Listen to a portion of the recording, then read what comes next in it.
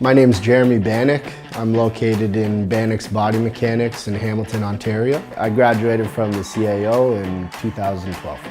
Osteopathy came into my life as a personal solution. I dealt with a lot of hip and low back issues in my late teens, early 20s. I received treatment, and as soon as I felt what osteopathy could do for my body, that was what I knew I truly wanted to pass along to somebody else.